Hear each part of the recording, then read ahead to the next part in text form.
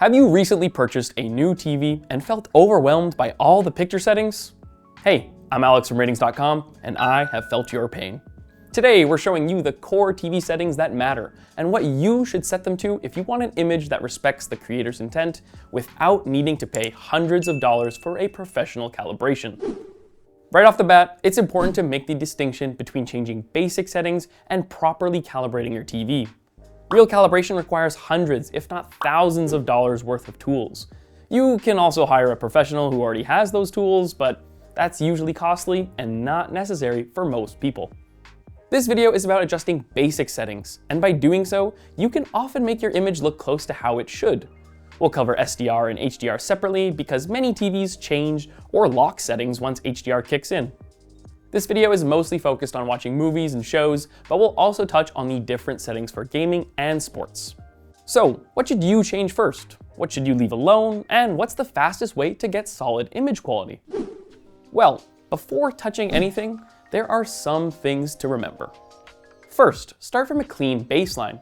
If you've already been experimenting, reset your picture settings before you begin so you're not trying to fix problems caused by your other tweaks. Second, SDR and HDR aren't the same.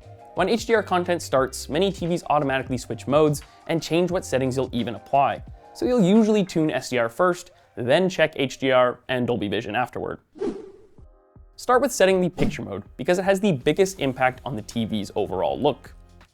Different modes can behave differently even if you try to match settings.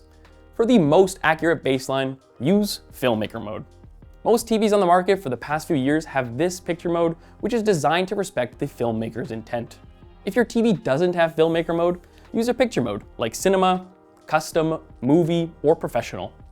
Accurate modes can look a little tame if you're used to Vivid Store presets. That doesn't mean they're worse, it just means they aren't pushing brightness, sharpness, and saturation as hard. If you want more punch, you can still start from an accurate mode and adjust from there.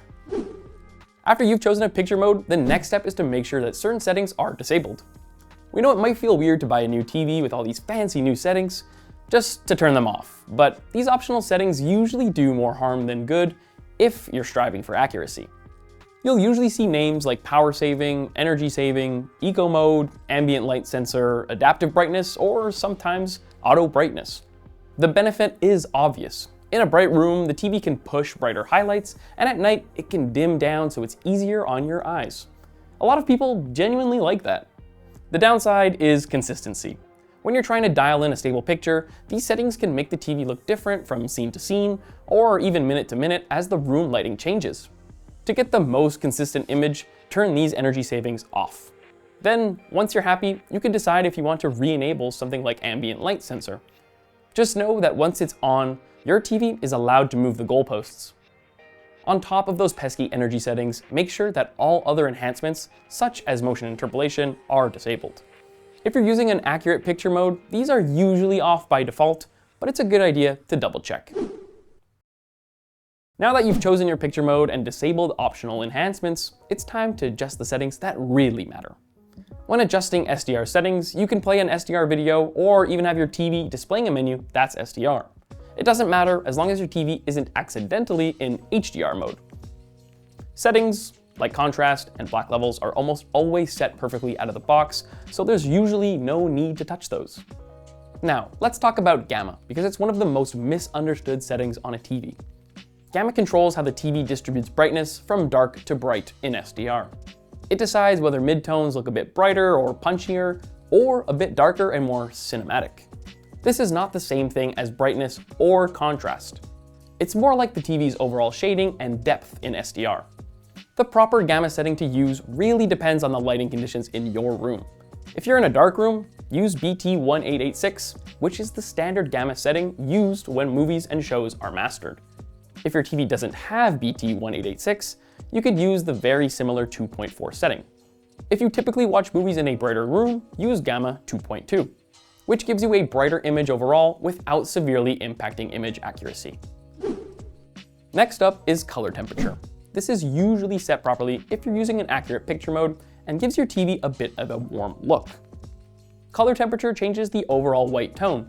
Cool looks bluer, warm settings look more yellow or red. This is one setting where accurate can look surprising if you're used to the store look. Professional calibration targets a warm white point that's close to 6500 Kelvin. So if you want a more faithful image, a warm setting is usually the right direction. If warm looks too yellow at first, give it a little time. Your eyes adjust, and if you still hate it after a few days, that's totally fine. You can change it right back.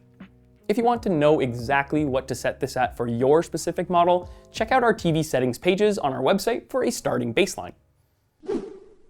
If your LED TV has local dimming, this setting has a huge impact on perceived contrast. Higher local dimming usually gives deeper blacks and more pop, but it can also increase haloing, meaning you see a glow around bright objects on dark backgrounds, especially subtitles. So, the practical approach is to start on the highest setting for best contrast. If haloing or brightness pumping distracts you, step it down one notch. And to be clear about what brightness pumping means, you might see the TV slightly brighten or dim parts of the image as it decides how aggressively to light different zones. If you notice the backlight breathing in a way that pulls your attention, lower the setting. We usually choose the setting that gives the deepest blacks without impacting those other aspects of image quality. So check out our settings page for your TV to see what we use during testing. But what about OLEDs? Well, OLEDs don't use local dimming at all because they don't have a backlight. Each pixel is its own light source, so they can dim independently or turn themselves completely off. Judder typically only matters when you watch movies and many TV shows since they are shot and presented in 24 FPS. Simply put, judder occurs when the frame rate of the content doesn't match the refresh rate of the display. This can be taken care of by the device you're using, since many modern streaming devices match the outputted refresh rate to the frame rate of the content. However, this isn't always the case. Some TVs de-judder automatically, and a TV's de-judder setting is usually enabled when using an accurate picture mode. Different brands use different terms for their de-judder feature, such as LG's Real Cinema or Sony's Cinemotion, so look out for those if you want to double check that it's enabled.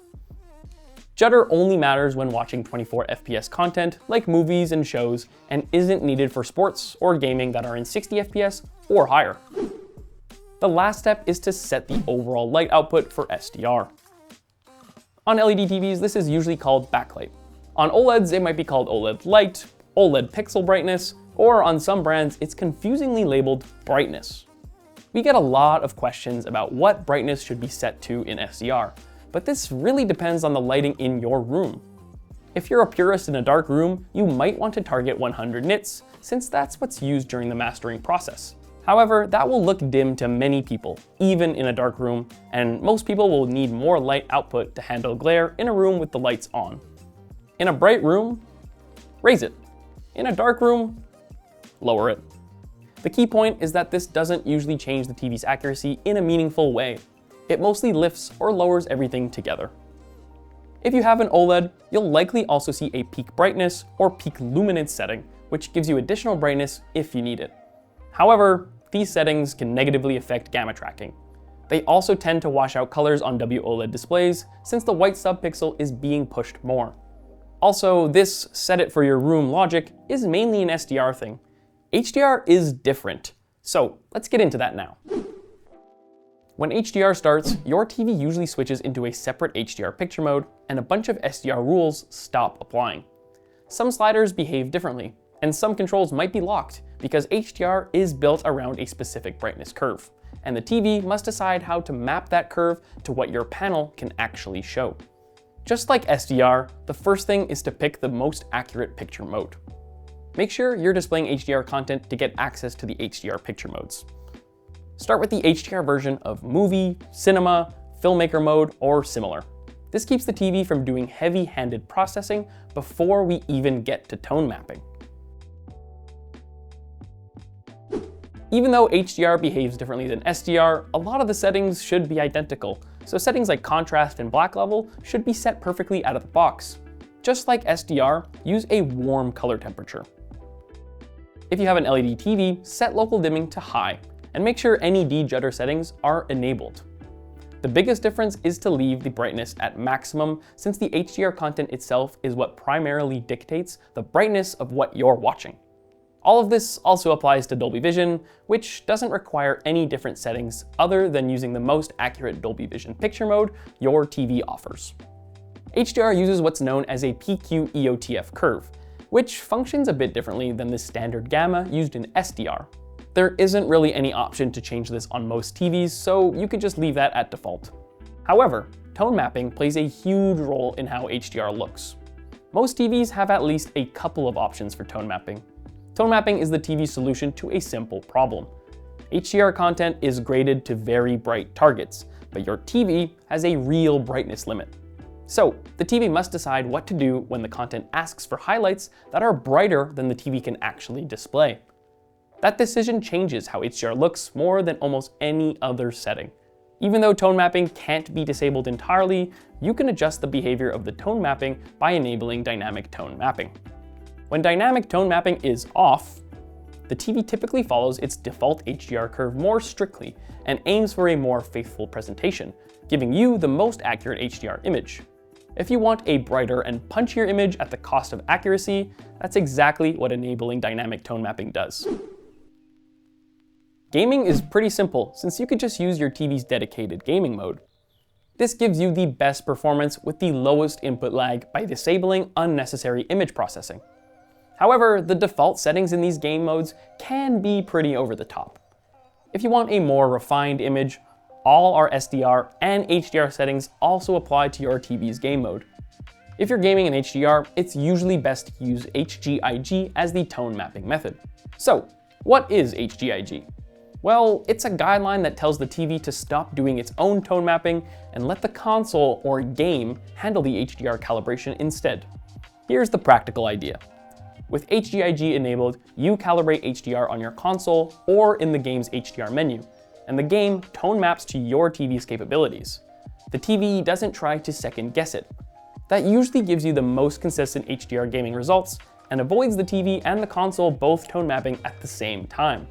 The trade-off is that if you don't calibrate your console's HDR correctly, HGIG can look too dim or clip highlights. What about sports, you ask? We recommend not worrying too much about accuracy when watching the big game. It's a good idea to use a different picture mode than you use for watching movies and shows though. This can be standard, or any other picture mode really, but just make sure to disable any Judder settings so motion looks good. And what about all these other settings? Although this guide strives for accuracy, it's your TV, not ours. If you want even smoother motion or want to mitigate some stutter on your OLED, try out the motion interpolation settings. Want a more colorful image? Try changing the color space to DCI-P3 or BT 2020. If you're still using cable and want to get rid of digital noise or compression artifacts, try out your TV's noise reduction settings. Watching HDR content in a bright room, or you just want it to pop more? Enable dynamic tone mapping for a brighter image. You want your TV to look good to you. For many people, that means an accurate image. And for others, that means playing around with settings until you're pleased with the image. Go with what looks best to you. The accuracy police aren't going to show up at your home if you choose to enable certain settings. Alright, here's the big takeaway. You don't need to touch 20 settings to get a great picture. Start with the right picture mode because that's the foundation. Then tweak your SDR settings, enable Judder settings, and set your brightness. And for HDR, don't treat it exactly like SDR. Use a good HDR picture mode, then choose your tone mapping behavior. Off is usually the most faithful for movies, on is the punchier but less accurate option, and HGIG is the go-to for HDR gaming when you've calibrated your console or PC. Get those core steps right, and you'll be 90% of the way to a picture that looks great in your room on your TV without turning this into a science project. If you want more in-depth details about proper calibration, we have a calibration guide on our site, and we also publish setting pages alongside our reviews so you can use them as a baseline, not as a universal copy-paste solution. Until next time, I'm Alex from RTINGS.com, where we help you find the best settings for your needs.